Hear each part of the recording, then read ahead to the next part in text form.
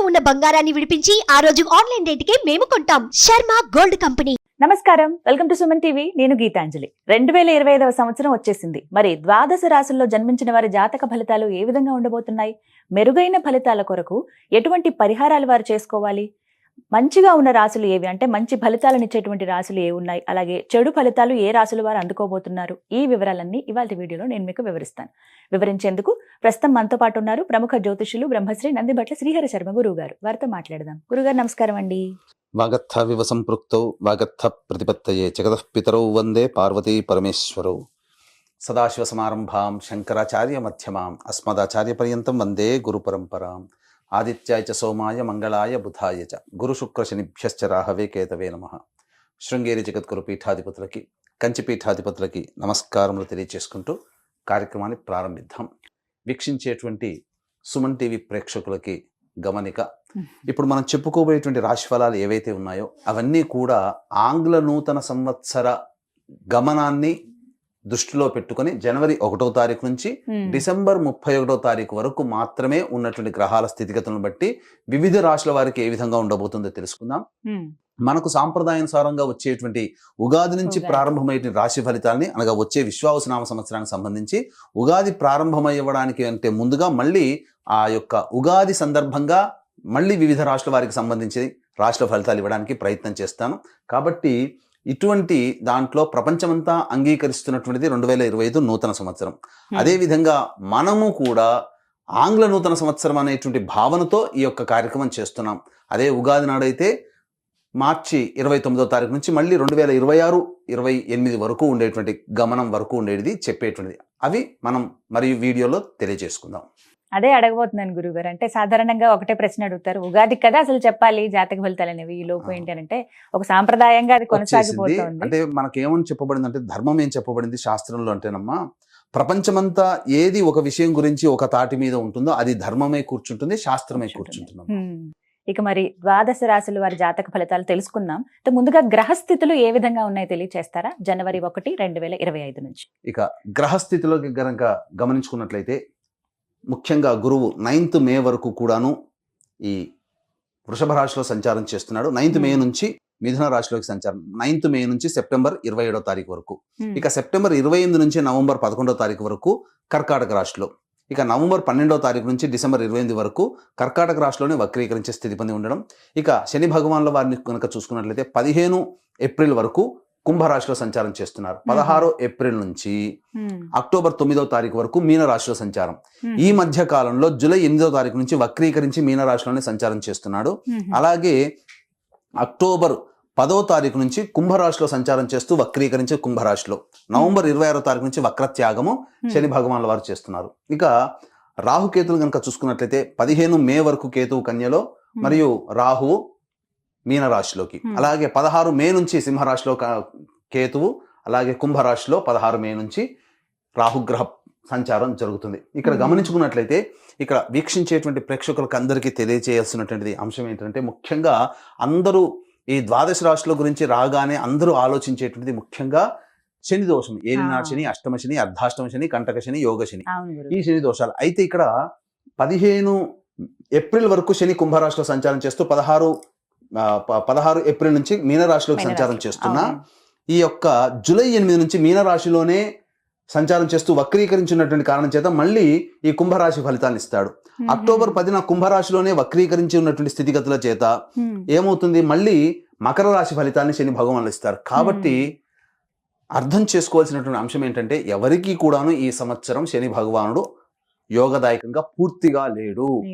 12 రాశుల వారికి అష్టమ శని, అర్ధాష్టమ శని, కంటక శని, యోగ శని, దాంపత్య శని, ఈ రాశుల ఈ యొక్క శని దోషాలు ఏదో ఒక సందర్భంలో కొన్ని నెలల పాటు అందరూ రాశుల వారు అనుభవించాల్సిందే తప్ప ఇక్కడ ప్రత్యామ్నాయము లేదు. కాబట్టి ఇక కుంభరాశి వారికి ఏలినాటి శని వెళ్ళిపోతుందని సంతోషం కానీ, ఈ యొక్క సంబంధించి మకర రాశి వారికి ఏలినాటి శని వెళ్ళిపోతుందని సంతోషం కానీ, లేకపోతే కర్కాటక రాశి వారికి అష్టమ శని దోషం పోతుందని కానీ భావించాల్సిన అవసరం లేదు. వృశ్చిక రాశి వారికి అర్ధాష్టమ శని దోషం పోతుందని కూడా భావించాల్సిన అవసరం లేదు. ఎందుకంటే శని మళ్ళీ రుజు మార్గంలో వెళ్ళి మళ్ళీ వక్ర మార్గం చేత వక్రగతిన సంచారం చేస్తున్నటువంటి కారణం చేత 12 రాశులు శని ప్రభావానికి గురవుతాయి. కాబట్టి ఈ సంవత్సరం అన్ని రాశుల వారు శని దోష పరిహారములు ఖచ్చితంగా చేసుకోవలసినదే, అందులో సందేహం లేదు. గురుగారు, గ్రహస్థితులు ఏ విధంగా ఉన్నాయో తెలియజేశారు. మరి సింహరాశి వారి జాతక ఫలితాలు ఏ విధంగా ఉన్నాయో తెలియజేస్తారా? వీక్షించేటువంటి సుమన్ టీవీ ప్రేక్షకులకి ఈ యొక్క 2025 సంవత్సరంలో జనవరి 1వ తారీఖు నుంచి డిసెంబర్ 31వ తారీఖు వరకు సింహరాశి వారికి ఏ విధంగా ఉండబోతుందో తెలుసుకుందాం. ముందుగా గమనించుకున్నట్లయితే ఈ యొక్క సింహరాశిలో జన్మించినటువంటి వ్యక్తులకి 9 మే వరకు గురువు వృషభ రాశిలో నవమ స్థానంలో సంచారం చేస్తూ ఉండడం, దశమ స్థానంలో సంచారం చేస్తూ ఉండడం, అలాగే 9 మే నుంచి సెప్టెంబర్ 27 వరకు లాభస్థానంలో సంచారం, మళ్ళీ సెప్టెంబర్ 28 నుంచి నవంబర్ 11 వరకు కర్కాటకంలోనే. మళ్ళీ ఇక్కడ గమనించుకున్నట్లయితే ప్రధానంగా ఈ యొక్క ఇటు శని బలము మరియు గురు బలము తక్కువగా ఉన్నటువంటి కారణం చేత కొన్ని ఇబ్బందికర పరిస్థితులు అనేటువంటివి ఈ సింహరాశిలో జన్మించినటువంటి వారు ఈ సంవత్సరం ఎదుర్కోబోతున్నారు. కాబట్టి ఇబ్బందులు అనేటువంటివి ముందుగానే మనకు ఉన్నాయని తెలుసుకున్నప్పుడు దాని నుంచి ఎలా బయటపడాలో అనేటువంటి ఆలోచనతో క్రమశిక్షణతో గనక ఉన్నట్లయితే ఈ సింహరాశి వారికి ఈ యొక్క 2025 సంవత్సరం అంతా కూడాను ఆనందదాయకంగా ఉంటుందని చెప్పవచ్చు. అయితే ఇక్కడ గమనించుకున్నట్లయితే ప్రధానంగా మార్చి 30వ తారీఖు వరకు గురువు వక్రీకరించి ఉండడం, నవమ స్థాన ఫలితాన్ని ఇవ్వడం, తద్వారా ఏమవుతుంది, ప్రధానంగా విదేశీయానానికి సంబంధించి చేయ ప్రయత్నాలన్నీ కూడాను కొలిక్కి వస్తాయి. విదేశీ విద్య లేదా విదేశంలో ఉద్యోగం కోసం ప్రయత్నం చేసే సింహరాశిలో జన్మించినటువంటి వాళ్ళకి అంతా శుభకరంగా ఉంటుందని చెప్పవచ్చు. ఇక దశమస్థానం ఉన్నటువంటి సంచార ప్రభావం చేత ఎప్పుడు ఏప్రిల్ 1వ తారీఖు నుంచి 9 మే వరకు కూడా దశమ స్థానంలో సంచారం చేస్తుండడం. కాబట్టి ఈ యొక్క సింహరాశిలో జన్మించినటువంటి ఉద్యోగస్తులు ఎవరికైతే ఉంటారో వాళ్ళకి సాధారణమైనటువంటి ప్రమోషన్స్తో కూడుకున్నటువంటి బదిలీలు కానీ, లేకపోతే ఈ యొక్క ప్రమోషన్స్ అనేటువంటివి, కొత్త బాధ్యతలు అనేటువంటివి ఈ 1 ఏప్రిల్ నుంచి 9 మే వరకు మధ్యకాలంలో మీకు ఏర్పడతాయని చెప్పవచ్చు. ఇక 9 మే నుంచి సెప్టెంబర్ 27వ తారీఖు వరకు లాభస్థానంలో గురు సంచారం చేస్తున్నటువంటి ప్రభావం చేత మనం లాభం అంటే యోగదాయకంగా ఉంటుంది అనుకుంటాం. కానీ కొన్ని విపత్కర పరిస్థితులు గురుగ్రహ ప్రభావాలను ఎదుర్కోవాల్సి వస్తుంది. అంటే ఏమవుతుంది, ఉద్యోగంలో చేసేటువంటి వాళ్ళైతే అధికారుల యొక్క ఆగ్రహాలకు గురవడం, అలాగే తోటి ఉద్యోగస్తులు సహకరించకపోవడం, అలాగే వ్యాపారస్తులైతే కస్టమర్స్ వల్ల ప్రభావాలు ఎక్కువగా ఇబ్బందులు పడుతూ ఉండడం, అలాగే వృత్తుల్లో ఉన్న వాళ్ళైతే సహాయ సహకారాలు, పెద్దల యొక్క సహాయ సహకారాలు రాకపోవడం, అనుకున్నటువంటి పనులు, పెద్దవాళ్ళ నుంచి కావాల్సినటువంటి పనులు అన్నీ కూడాను డిలే అవుతుండడం ఈ యొక్క సింహరాశిలో జన్మించినటువంటి ఉద్యోగస్తులు, వ్యాపారస్తులు, కుల వృత్తుల్లో ఉన్న వాళ్ళు గమనించవచ్చు. ఇక ప్రైవేట్ రంగంలో ఉన్నటువంటి వాళ్ళకైతే కూడా సాధారణంగా ఉద్యోగం కోసం ఎక్కువగా ప్రయత్నం చేయాల్సి వస్తుంది. నిరుద్యోగస్తులు బాగా కష్టపడితే తప్ప ఉద్యోగాన్ని సంపాదించుకోలేనటువంటి పరిస్థితి. సాధారణమైనటువంటి ప్రమోషన్స్తోనే ఈ యొక్క సింహరాశిలో జన్మించినటువంటి ఉద్యోగస్తులు ఉంటారని చెప్పవచ్చు. ఇక గమనించుకున్నట్లయితే ప్రధానంగా ఈ యొక్క శని ప్రభావం, శని 15 ఏప్రిల్ వరకు కుంభరాశిలో సంచారం చేస్తూ 16 ఏప్రిల్ నుంచి శని భగవానుల వారు అక్టోబర్ 9 వరకు మీనరాశిలో సంచారం చేస్తున్నాడు. కాబట్టి ఈ యొక్క సప్తమ శని నుంచి అష్టమ శని దోష ప్రభావం అనేటువంటిది 16 ఏప్రిల్ నుంచి ఈ యొక్క సింహరాశి వారికి ఏర్పడబోతుంది. అయితే అష్టమ శని దోషం వల్ల చాలా ఇబ్బందులు అనేటువంటివి ఉంటాయి. కానీ ఎక్కువ కాలం ఉంటుందంటే జూలై 8వ తారీఖు నుంచి మళ్ళీ వక్రీకరించి స్థితి పొంది ఉండడం, మళ్ళీ సప్తమ శని ప్రభావం కలిగి ఉండడం, తర్వాత అక్టోబర్ 10న కుంభరాశిలో సంచారం చేస్తూ వక్రీకరించి స్థితి పొంది ఉండడం, అక్టోబర్ 10వ తారీఖు నుంచి నవంబర్ 26వ తారీఖు వరకు ఉన్నటువంటి సమయం ఏదైతే ఉంటుందో ఈ యొక్క సింహరాశిలో జన్మించినటువంటి వారికి శని అనుకూలంగా ఉండేటువంటి సమయం ఈ సమయం మాత్రమే. మిగతా సమయంలన్నీ కూడాను ఇబ్బందికర పరిస్థితులు అనేటువంటి సింహరాశి వారికి గోచరమవుతున్నాయి. కాబట్టి మీరు ఏదైనా కానీ కింది వాళ్ళ సహాయ సహకారాలు కానీ, శని బలం ఉండి అనేక రకాలైనటువంటి అవకాశాలు ఏవైనా కావాలనుకునేటువంటి వాళ్ళు ముఖ్యంగా ఈ సంబంధించినటువంటి అక్టోబర్ 10 నుంచి నవంబర్ 26 మధ్యకాలంలోనే మీకు యోగదాయకంగా ఉంటుందని చెప్పవచ్చు. ఇక కేతు ఎప్పుడైతే రాశిలోకి ప్రవేశం చేసి 16 మే నుంచి ప్రవేశం చేస్తాడో, అలాగే సప్తమ స్థానంలో రాహు ప్రభావం ఉంటుందో, ముఖ్యంగా చేసేటువంటి ప్రతి పనులు కానీ, ఎదుటి వాళ్ళ నుంచి సహాయ సహకారాలు పొందేటువంటి స్థితిగతులు కానీ 16 మే నుంచి కొంత తగ్గుముఖం పడతాయి. జీవిత భాగస్వామి, వ్యాపార భాగస్వాములతో పొరపచ్చాలు వచ్చే అవకాశం ఈ యొక్క సింహరాశిలో జన్మించినటువంటి వారికి 16 మే తర్వాత ఉంది. కాబట్టి జాగ్రత్తలు పాటించండి. ముఖ్యంగా ఈ రాశిలో జన్మించినటువంటి రాజకీయ ప్రముఖులు ఎవరైతే ఉంటారో వారు ప్రజాదరణ కోల్పోయే అవకాశాలు ఉంటాయి. కాబట్టి జనరంజకంగా ప్రజలకి అభిప్రాయం మేరకు నడుచుకోవడం ద్వారా మీ యొక్క సొంత అభిప్రాయం కంటే కూడా ప్రజాభిప్రాయాన్ని దృష్టిలో పెట్టుకుని రాజకీయ రంగంలో ఉన్నటువంటి వాళ్ళు గనక చేసినట్లయితే తప్పకుండా చాలా మటుకు ప్రజల యొక్క ఆదరణ పొంది దోషములు తగ్గుతాయని చెప్పవచ్చు. ముఖ్యంగా ఏదైతే గొప్ప పదవి కానీ, లేకపోతే గొప్ప బాధ్యతలు కానీ ఆశిస్తుంటారో కొంత నిరాశ పడక తప్పదు అని చెప్పవచ్చు.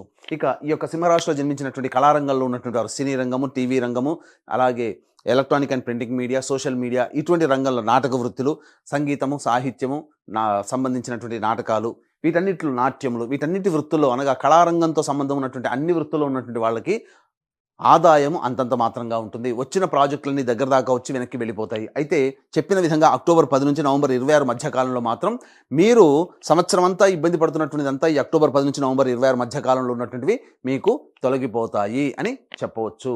ఇక గమనించుకున్నట్లయితే ప్రధానంగా ఈ యొక్క సంబంధించినటువంటి విద్యార్థులు బాగా కష్టపడితే తప్ప ఫలితాన్ని పొందలేనటువంటి పరిస్థితి.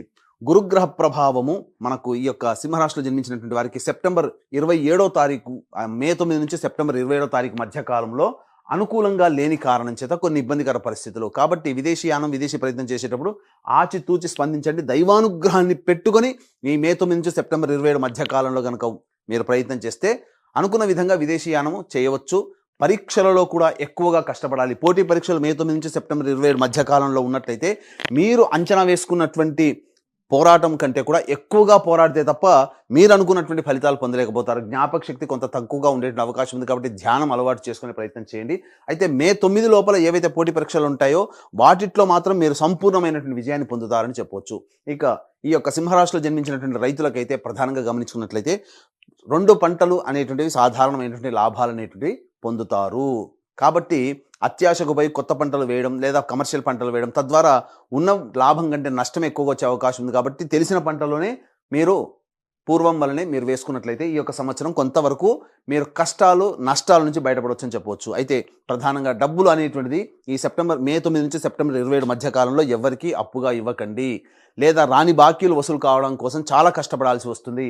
ఈ యొక్క సందర్భంగా మీరు గమనించుకున్నట్లయితే ప్రధానంగా ధనానికి సంబంధించినటువంటి ఏవైతే ఉంటాయో అవి ప్రధానంగా సెప్టెంబర్ 28 నుంచి నవంబర్ 11 మధ్య కాలంలో పుణ్యక్షేత్ర సందర్శనము కానీ లేకపోతే ఎన్జిఓ కార్యక్రమాలకి మీ డబ్బు వినియోగిస్తుంటారు. అంటే సేవా దృక్పథంతో మీ యొక్క డబ్బులు ఖర్చు అవుతాయని చెప్పవచ్చు. ఇక గమనించుకున్నట్లయితే ఈ యొక్క ప్రధానంగా మళ్ళీ నవంబర్ 12 నుంచి డిసెంబర్ వరకు కూడా కర్కాటకంలో వక్రీకరించినటువంటి కారణం చేత మే 9 నుంచి సెప్టెంబర్ 27 మధ్య కాలంలో ఎలాంటి పరిస్థితులు ఉంటాయో నవంబర్ 12 నుంచి డిసెంబర్ 28 వరకు కూడాను అలాంటి పరిస్థితులే మీకు ఉంటాయని చెప్పవచ్చు. ఇక ముఖ్యంగా గమనించుకున్నట్లయితే ఉద్యోగస్తులు నిరుద్యోగస్తులు కానీ ఉద్యోగం లభించడం కోసం ఏ సమయంలో మీరు ప్రయత్నం చేయాలి. ఆల్రెడీ ఉద్యోగం చేస్తుంటారు, కొత్త ఉద్యోగం కోసం ప్రయత్నం చేస్తున్నట్లయితే ఏ సమయంలో ప్రయత్నం చేస్తే లాభసాటిగా ఉంటుంది, అనుకున్నటువంటిది ఉద్యోగం లభిస్తుంది అంటే కొన్ని విషయాలు మీకు తెలియజేస్తాను. ప్రధానంగా జనవరి 11 నుంచి ఫిబ్రవరి 11 మధ్య కాలంలో అద్భుతమైన కాలము. నూతన ఉద్యోగ ప్రాప్తి అనేటువంటిది లభిస్తుంది. లేదా కొత్త ఉద్యోగం కోసం ప్రయత్నం ఈ సమయంలో చేస్తే చాలా బాగుంటుంది. అలాగే ఇంకొక సమయం ఏంటంటే మే 13 నుంచి జూన్ 14 మళ్ళీ జూలై 15 మే 13 నుంచి జూలై 15 మధ్య కాలము అద్భుతమైనటువంటి సమయం. ఈ సమయంలో కూడా మీరు కొత్త ఉద్యోగం కోసం ప్రయత్నం చేయొచ్చు. నిరుద్యోగస్తులకి ఈ యొక్క మే 13 నుంచి జూలై 15 మధ్య కాలంలో ఉద్యోగం లభించే అవకాశం ఉంటుంది. ఇక మళ్ళీ ఎప్పుడు ఉంటుంది మళ్ళీ ఈ సంవత్సరంలోనంటే అక్టోబర్ 16 నుంచి నవంబర్ 15 మధ్య కాలంలో మీరు ఏదైతే కొత్త ఉద్యోగం కోసం ప్రయత్నం చేస్తారో కొత్త ఉద్యోగంలో మీరు రాణించేటువంటి అవకాశం ఉంటుంది. ఇక ప్రధానంగా ఎఫ్ఎంసీజీ రంగము, ఫుడ్ సంబంధించినటువంటిది, జనరల్ స్టోర్స్, రెస్టారెంట్ బిజినెస్, విద్యాలయ సంస్థలు నడిపేటువంటి వాళ్ళు, అలాగే జ్యువెలరీ రంగంలో ఉన్నటువంటి వారు, పూజా స్టోర్సు, పండ్ల వ్యాపారస్తులు, పికిల్ అనగా కర్రీ పాయింట్ నడుపుకునేటువంటి వాళ్ళు, తీర్థయాత్రలు చేసేటువంటి వాళ్ళు, ఇట్లాంటి వ్యవహారం సూపర్ మార్కెట్ నడిపేటువంటి వాళ్ళు, ఎవరైతే ఫుడ్కు సంబంధించినటువంటి వ్యవహారంలో ఉన్నట్టున్నారో వాళ్ళు ఏదైనా వ్యాపార విస్తరణ చేయాలి అనుకున్నప్పుడు మీరు జనవరి 1 నుంచి మే 9వ తారీఖు లోపలనే మీరు ప్రయత్నాలు ప్రారంభించండి. తత్ఫలితంగా మీరు ఆ మే 9 తర్వాత చేసే ప్రయత్నాలన్నీ కూడాను మందకొడిగా సాగుతాయి. లాభం కంటే కొంత నష్టం కూడా చవి చూడాల్సి వస్తుంది. కాబట్టి మే 9 లోపలనే, జనవరి 1 నుంచి మే 9 లోపలనే ఈ రంగంలో ఈ వృత్తుల్లో ఉన్నటువంటి వాళ్ళు తప్పకుండా ప్రయత్నం చేస్తే మీరు అభివృద్ధి బాటలో ఉంటారని చెప్పవచ్చు. ఇక చర్మ సంబంధమైనటువంటి చర్మ సంబంధమైనటువంటి వ్యాపారస్తులు, స్టీల్ వ్యాపారస్తులు, ఐరన్తో వ్యాపారం చేసేటువంటి వాళ్ళు, ఎడిబుల్ ఆయిల్స్, అలాగే సంబంధించి ఆటో ఆయిల్స్ రంగంలో ఉన్నటువంటి వాళ్ళు, ఐరన్తో ఉన్నటువంటి ఏ వృత్తిలో ఉన్నటువంటి వాళ్ళైనా కానీ ప్రధానంగా అక్టోబర్ 10 నుంచి నవంబర్ 26 మధ్య కాలంలో ఉన్నటువంటి సమయం అద్భుతంగా ఉంటుంది. ఈ సింహరాశిలో జన్మించినటువంటి వారికి నూతన ప్రయత్నాలు అనేటువంటి చేయకుండా ఉండడమే మేలనేటువంటి విషయాన్ని గమనించుకోవాలి. ఈ యొక్క సింహరాశిలో జన్మించినటువంటి వారికి ప్రధానంగా మే 9వ తారీఖు లోపల లాయర్లుగా ఉన్నటువంటి వాళ్ళకి ప్రమోషన్స్ అనేటువంటి ఉంటాయి, పదవి లభిస్తుంది. అలాగే రియల్ ఎస్టేట్ రంగంలో ఉన్నటువంటి వారు కొత్త ప్రాజెక్టులు చేపట్టకపోవడమే చాలా మంచిది అనేటువంటి విషయాన్ని గమనించుకోవాలి. ఉన్న ప్రాజెక్టుని కంటిన్యూ చేసుకుంటూ ఏదైనా కానీ అభ్యంతరంగా ఇంకా నిరభ్యంతరంగా చేయాలి, తప్పదు, గత్యంతరం లేని పరిస్థితుల్లో వ్యాపార విస్తరణ చేయాలని అంటే ఎక్కువ డబ్బుని అప్పుగా తెచ్చి మాత్రం చేయకండి. ఉన్న దాంతోనే మీరు సర్దిపుచ్చుకునే విధంగా ఈ సంవత్సరం గడుపుకున్నట్లయితే సింహరాశిలో జన్మించినటువంటి రియల్ ఎస్టేట్ వ్యాపారస్తులు, లాయర్ సంబంధించినటువంటి వాళ్ళు, మైనింగ్ వ్యాపారస్తులు, వీళ్ళందరూ కూడా ఎలక్ట్రికల్ అండ్ ఎలక్ట్రానిక్స్ రంగంలో ఉన్నటువంటి వారు వీళ్ళందరికీ కూడాను యోగదాయకంగా ఉంటుంది. ఎప్పుడు ఎక్కువగా డబ్బులు అప్పు తెచ్చి పెట్టుకోకుండా ఉన్నట్లయితే. ఇక గమనించుకున్నట్లయితే ప్రధానంగా ఈ యొక్క సింహరాశిలో జన్మించినటువంటి వారికి ఈ సంబంధించినటువంటి అన్ని రంగాలలో ఏ సమయంలో బాగుంటుంది? జనవరి 1 నుంచి మే 9 తారీఖు వరకు, అలాగే అక్టోబర్ 10 నుంచి నవంబర్ 26 తారీఖు మధ్యకాలంలో కొంతవరకు యోగదాయకమైనటువంటి పరిస్థితులను పొందుతారు. ఏ తర్వాత చెప్పొచ్చేది ఏమిటంటే, ఈ యొక్క రాశిలో జన్మించినటువంటి వారికి శుభాశుభ మిశ్రమం అనేటువంటిది ఉంటుంది. ఈ రాశిలో జన్మించినటువంటి స్త్రీలు కుటుంబంలో పేరు ప్రఖ్యాతులు సంపాదించుకోవడం కోసం చాలా కష్టపడాల్సి ఉంటుంది. అలాగే మీరు ఎంత ప్రయత్నం చేసినా, మీరు ఎంత అభిమానాన్ని, ప్రేమను చూపించినా కుటుంబ సభ్యుల నుంచి అంతగా మీరు ఎక్స్పెక్ట్ చేసేటువంటిది రాకపోవడం, తద్వారా కొంత మానసికమైనటువంటి వ్యధకి గురయ్యేటువంటి అవకాశాలు గోచరమవుతున్నాయి. అయితే ప్రధానంగా గమనించుకున్నట్లయితే ఈ యొక్క మే 9 నుంచి సెప్టెంబర్ 27 మధ్య కాలంలో ఈ యొక్క సంబంధించినటువంటి రాశిలో జన్మించినటువంటి స్త్రీలకి అనారోగ్య సమస్యలు పెరిగేటువంటి అవకాశం ఉంటుంది. ఇండైజెషన్, అసిడిటీ ప్రాబ్లంతో వచ్చేటువంటి అవకాశాలు ఉంటాయని చెప్పొచ్చు. ఇక ముఖ్యంగా ఈ సంబంధించినటువంటి 16 ఏప్రిల్ నుంచి జూలై 8వ తారీఖు ఉన్నటువంటి మధ్యకాలంలో అనారోగ్య సమస్యలు, మోకాళ్ళ నొప్పులు, కాళ్ళల్లో బలం లేకపోవడం, ఇలాంటి కొంత ఇబ్బందికర పరిస్థితులు, శరీరంలో బలం లేకపోవడం అనేటువంటిది ఈ యొక్క సింహరాశిలో జన్మించినటువంటి స్త్రీ పురుషులు పొందుతారని చెప్పొచ్చు. అయితే ప్రధానంగా వివాహానికి సంబంధించి ప్రయత్నాలను కూడా కొలిక్కి వస్తాయి. మే 9వ తారీఖు లోపల వివాహం నిశ్చయమయ్యే అవకాశం ఉంటుంది. మళ్ళీ ఇంకా ఎప్పుడు ఇలాంటి అవకాశం ఉంటుంది అని అనుకుంటే, ప్రధానంగా జూలై 8వ తారీఖు నుంచి అక్టోబర్ 10వ తారీఖు వరకు ఉన్నటువంటి సమయం వివాహానికి అనుకూలంగా ఉండేటువంటి సమయంగా చెప్పవచ్చు. కాబట్టి మే 9 లోపలైనా, జూలై 8 నుంచి అక్టోబర్ 10వ తారీఖు లోపలైనా కానీ వివాహానికి అనుకూలంగా ఉంటుంది. అయితే ప్రధానంగా ఈ యొక్క రాశిలో జన్మించినటువంటి దంపతుల మధ్య లేదా వ్యాపార భాగస్వాముల మధ్య కొంత పొరపచ్చాలు వచ్చే అవకాశం ఉంది. కాబట్టి మాటని తక్కువగా వాడుకుంటూ లౌక్యంతో వ్యవహరించినట్లయితే జీవిత భాగస్వామితోనూ, వ్యాపార భాగస్వామితోనూ అంతగా ఇబ్బందికర పరిస్థితులు అనేటువంటివి ఎదురవవు. ఏ తర్వాత ఈ యొక్క సింహరాశిలో జన్మించినటువంటి వారికి సామాన్యమైనటువంటి యోగదాయకమైనటువంటి పరిస్థితులే ఉంటాయని చెప్పవచ్చు.